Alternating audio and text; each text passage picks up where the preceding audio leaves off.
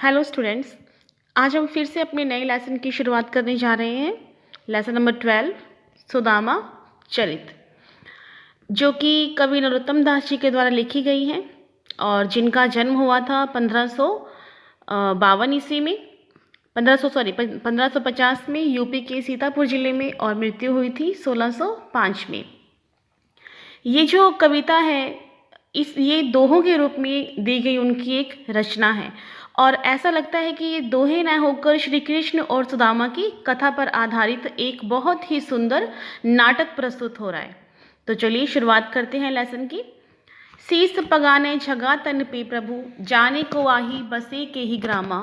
धोती फटी सी लटी दुपटी अरु, पाए उपानहु को नहीं सामा। द्वार खड़ो द्विज दुर्बल, एक रहो चकिसो वसुधा अभिरामा। पूछत दीन दयाल को धाम, बतावत आपन नाम सुदामा। जो ये पहली पंक्तियां हैं, इनमें श्री कृष्ण के बचपन के मित्र सुदामा जो है वो अपनी पत्नी के कहने पर, यानी अपनी पत्नी के आग्रह करने पर कुछ आर्थिक सहायता, क्योंकि सुदामा बहुत गरीब होते हैं, तो कुछ थोड़ा सा धन या आर्थिक सहायता पाने की आशा में उनकी नगरी द्वारका पैदल जा पहुंचते हैं। और कवि ने उसी समय का जो दृश्य है वो हमारे सामने प्रस्तुत किया है। सबसे पहले हम अपना थोड़ा सा इनकी वर्ड मीनिंग जो है वो देख लेते हैं। शीस यानी सिर, पगा पगड़ी, झगा जो ढीला कुर्ता हम कह सकते हैं, ग्रामा यानी गांव। तो इन पंक्तियों में कवि कहते हैं कि जब सुदामा श्री कृष्ण के महल के सामने खड़े थे, तब द्वारपाल ने महल के अंदर जाकर श्री कृष्ण को बताया। ये जब वो सामने खड़े होते हैं महल के, तो द्वारपाल जो है वो जाकर सुदामा के बारे में सब बताते हैं कि हे प्रभु, बाहर महल के द्वार पर एक गरीब व्यक्ति खड़ा है, बहुत ही दयनीय अवस्था में है, और उसके सर पर न तो कोई पगड़ी है और न ही उसके तन या शरीर पर कोई कुर्ता है। जाने को आही बस एक ही ग्रामा, वो जाने कहाँ से आया है और कौन से गांव में रहता है। धोती फटी सी लटी दुपटी अरु, पाए उपानहु को नहीं सामा। उसने जो धोती पहन रखी है वो भी बिल्कुल फटी हुई है, लटी दुपटी, और एक पतला सा साफा या कपड़ा जिसे हम कह सकते हैं वो उसने लिया हुआ है। पाए उपानहु को नहीं सामा, उपानहु यानी जूते, और उसके पैरों में पहनने के लिए जूते भी नहीं हैं। द्वार खड़ो द्विज दुर्बल, एक रहो चकिसो वसुधा अभिरामा। वसुधा यानी जो द्वारिका की धरती थी उसकी, अभिरामा यानी सुंदर, चकिसो यानी चकित रहना। द्वार खड़ो द्विज दुर्बल, कि द्वार पर एक द्विज यानी ब्राह्मण, एक दुर्बल सा ब्राह्मण खड़ा है, जो कि इस द्वारिका की जो धरती की सुंदरता है उसे देखकर आश्चर्यचकित हो रहा है, बहुत ही हैरान है। पूछत दीन दयाल को धाम, और वो दीन दयाल यानी सब पर कृपा करने वाले दीन दयाल का निवास स्थान पूछ रहा है। बतावत आपनो नाम सुदामा, और अपना नाम क्या बता रहा है? सुदामा। ठीक है, यानी इसमें क्या है कि जब सुदामा जाते हैं श्री कृष्ण के महल के, तो द्वारपाल जो वर्णन करता है उसका वर्णन किया गया है। नेक्स्ट है, ऐसे विहाल बिवाइन सो, पग कंटक जाल लगे पुनि जोई। हाय महा दुख पायो सका तुम, आए इतने किते दिन खोए। अब जब श्री कृष्ण भगवान जो है वो ये सुनते हैं कि द्वार पर जो खड़ा है वो सुदामा है, वो अत्यंत ही दीन अवस्था में है, तो वो दौड़कर द्वार पर जाते हैं। और इन पंक्तियों में सुदामा के मिलन और सुदामा और कृष्ण के मिलन का बड़ा ही उदारता के साथ वर्णन किया गया है। इन पंक्तियों में कवि कहते हैं कि कृष्ण सुदामा के विषय में सुनकर दौड़कर बाहर आए और सुदामा को बेहाल देखा। हाय ऐसे बेहाल बिवाइन सो, यानी सुदामा की बिवाइयों से भरे पैर से श्री कृष्ण ने कांटे जो थे वो खोज कर निकाले। ठीक है, उनके जब वो पैदल चलकर आए थे उनके पैरों में जूते चप्पल भी नहीं थी, तो कांटे चुभ गए थे, तो श्री कृष्ण ने उन कांटों को अपने हाथों से निकाला और प्रेम से बोले कि हाय महा दुख पायो सखा, कि हे सखा, तुमने कितने कष्ट झेले हैं, तुम आए इतने किते दिन खोए, तुम इससे पहले यहाँ पर क्यों नहीं आए। देखी सुदामा की दीन दशा, यानी सुदामा की दीन दशा, ये ऐसी बुरी हालत देखकर करुणा करके करुणानिधि रोए। तो सुदामा का ऐसा हाल देखकर दया के सागर, करुणानिधि यानी दया के सागर श्री कृष्ण जो थे वो दया से रो पड़े। पानी परात को हाथ छुयो नहीं, नैनन के जल सो पग धोए।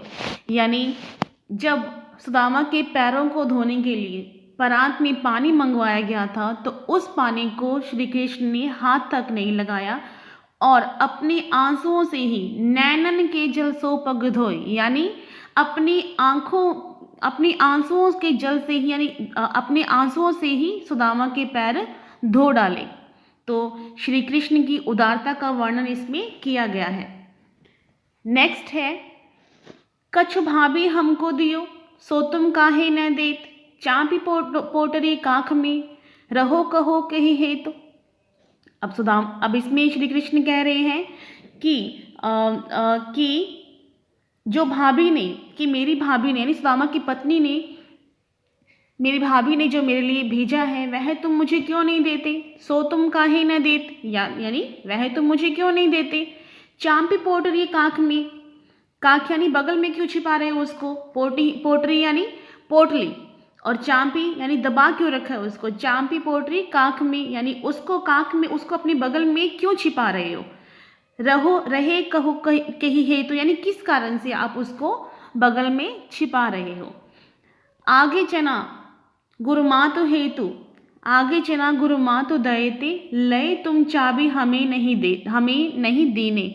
अब जो श्री कृष्ण है वो हंसते हुए ताना मारते हुए कहते हैं कि जैसे उन्होंने बचपन में उनकी गुरु माँ ने जो चने दिए थे वो भी तुम खुद ही चबा गए थे, वो भी तुमने खुद नहीं खा लिए थे, वो भी मुझे नहीं दिए थे। तुम चाबी हमें नहीं देने, यानी वो भी तुमने खुद ने ही खा लिए थे, वो तुमने हमें नहीं दिए। श्याम कहो मुस्काए सुदामा सो, यानी भगवान श्री कृष्ण ने सुदामा से मुस्कुरा कर कहा कि चोरी की बान में हो जू प्रवीणे, प्रवीणे यानी कुशल, कि चोरी की बान में तो तुम सदैव से ही कुशल हो, यानी जब बचपन में तुमने चने खा लिए थे वो भी मुझे नहीं दिए थे, और अब जो भाभी ने मेरे लिए भेजी है पोटली वो भी तुम मुझे नहीं दे रहे हो, वो भी तुम मुझसे छुपा रहे हो। पोटली काख में चा पी रहे तुम जो पोटली है जो भाभी ने मेरे लिए भेजी है अपनी बगल में दबा रहे हो। खोलत ना ही सुधारस बीने, और जिसमें से ये सुंदर अमृत की खुशबू आ रही है, सुगंधित खुशबू आ रही है। सुधा यानी अमृत की जो खुशबू आ रही है वो पोटली तुमने क्यों अपने बगल में दबा रखी, क्यों मुझे नहीं देते हो। पाछली बानी अजो न तो जो तुम, अब फिर श्री कृष्ण कह रहे कि तुमने अपनी पाछली बानी यानी आदत, पाछली यानी पिछली, यानी तुमने अपनी पिछली आदत जो है अभी छोड़ी नहीं है। तैसे ही भाभी के तंदुल कीने, और तंदुल यानी तोहफा, जो सौगात है भाभी द्वारा भेजी गई श्री कृष्ण को, और जो भाभी द्वारा तोहफा दिया, भाभी ने जो तोहफा भेजा है मेरे लिए तुम वो मुझे दे नहीं रहे हो, मुझसे छुपा रहे हो। नेक्स्ट है, वह पुलकनी वह उठी मिलनी, वह आदर की बात, वह पटवनी गोपाल की कछु न जानी जात। यानी इसमें जो भगवान, इस पद में कृष्ण जो है वो सुदामा को खाली हाथ भेज देते हैं। हालांकि वास्तव में ऐसा नहीं होता है, लेकिन सुदामा को ऐसा लगता है कि जाते हुए उन्होंने मुझे कुछ भी नहीं दिया, तो इस पर सुदामा को बहुत दुख होता है। तो वो कहते हैं कि वह पुलकनी, यानी मेरे यहाँ पहुँचने पर श्री कृष्ण का वो खुश होना, वह उठी मिलनी, वह उठकर आदर के साथ मुझे अपने गले से लगाना, वह आदर की बात, मुझे वो इतना मान सम्मान देना। वह पटवनी गोपाल की कछु न जानी जात, और अब ये मुझे पटवनी यानी विदाई दे रही हैं। अब इन्होंने मुझे खाली हाथी घर भेज दिया, मुझे विदाई के मौके पर कुछ भी नहीं दिया, तो ये बात जो है वो मुझे थोड़ा दुख दे रही है। घर घर कर ओढ़त फिरे तनक दही के कांच। अब जो सुदामा है वो सुदामा जो है वो बचपन में श्री कृष्ण क्या करते थे, घर घर जाकर सभी के दही खाते थे, छुप के चोरी करके। तो सुदामा को वो बचपन की बात को ही याद करके सोचते हैं कि ये तो वही कृष्ण है ना जो थोड़ी सी दही मांगने के लिए घर घर हाथ फैलाया करता था। घर घर कर ओढ़त फिरे तनक दही के काज, कहाँ भयो जो अब भयो हरि को राज समाज। तो ये तो वही कृष्ण है जो घर घर जाकर थोड़े से दही के लिए हाथ फैलाया करते थे। क्या हुआ जो आज इनके पास इतना राजकाज, इतना इतना धन दौलत इनके पास हो चुकी है तो वही कृष्ण जो पहले घर घर जाकर मांग कर खाते थे। हो आवत नाही हो तो, हो यानी मैं, आवत आता नहीं, हो तो यहाँ, मैं यहाँ नहीं आता, वाही पठियो ठेली, उसने ही मुझे जिद करके यहाँ भेजा। ठेली यानी जिद करके मुझे उसने यहाँ भेजा। किसने? सुदामा की पत्नी ने। अब कही हो समझाए के, अब मैं उसे अच्छी तरह से समझा कर कहूँगा, बहुधन धरो सकेली, कि जो मुझे ये इतना धन मिला है ना वो तुम संभाल कर रखो। मतलब ये एक ताने की तरीके से वो सुदामा कह रहे हैं कि मैं अपनी पत्नी को कहूँगा कि लो मैं तो खाली हाथ आया हूँ, अब तुम जो धन मिला है श्री कृष्ण से वो तुम खुद ही संभाल कर रखो। ठीक है, लेकिन वास्तव में ऐसा नहीं होता है। जब श्री कृष्ण जो चावल होते हैं जब वो खाते हैं तो ही तभी सुदामा को दो लोगों की जो दौलत होती है वो उन्हें दे देते हैं, लेकिन सुदामा को ये बात पता नहीं होती, तो वो उससे दुख होता है कि मुझे श्री कृष्ण ने जाते हुए कुछ भी नहीं दिया। नेक्स्ट है, वैसोई राज समाज बने, गजबाज घने मन सब संभ्रम छायो। अब जब सुदामा जो जाते हैं अपने घर की तरफ जब जाते हैं तो वो क्या देखते हैं कि जो उनका गांव है वो वैसा ही है जैसा कि द्वारिका में था। तो वो देखते हैं कि वहाँ द्वारिका जैसा ही ठाट बाट है, वैसे ही राज समाज बने, यानी यहाँ भी वैसा ही, कैसा? द्वारिका के जैसा ही राज समाज है, ठाट बाट है।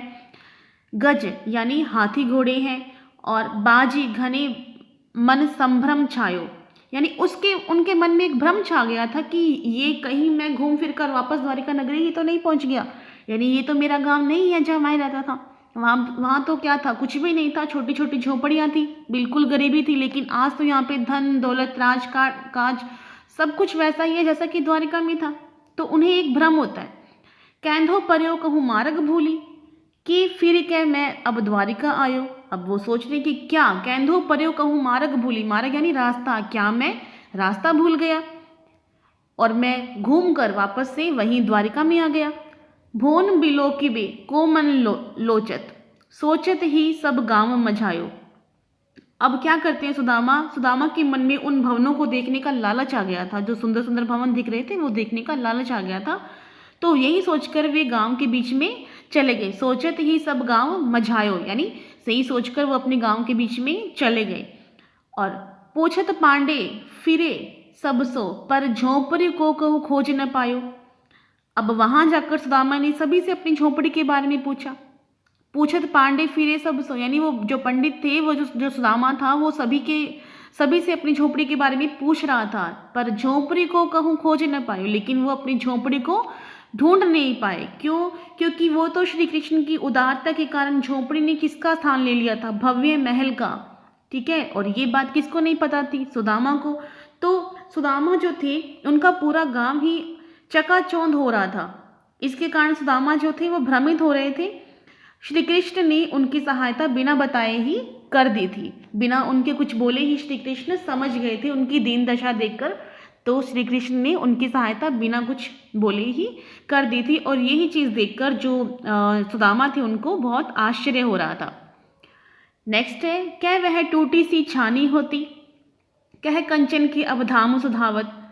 यानी अब जो सुदामा है वो सोच रहे हैं कि क्या वह टूटी सी छानी हती, या तो पहले टूटी फूटी सी झोपड़ी थी यहाँ पर, कह कंचन के अवधाम सुहावत, कंचन यानी सोना, और कहाँ अब स्वर्ण के सोने के महल जो है वो सुशोभित हो रहे हैं, सुहावत यानी सुशोभित हो रहे हैं यहाँ पर। कै पग में पनही न हती, कह ले गजराज उठाड़े महावत। और पहले तो सुदामा के पैरों में जूतियां तक नहीं थी, पनही उपाना सब जूते होते हैं ये।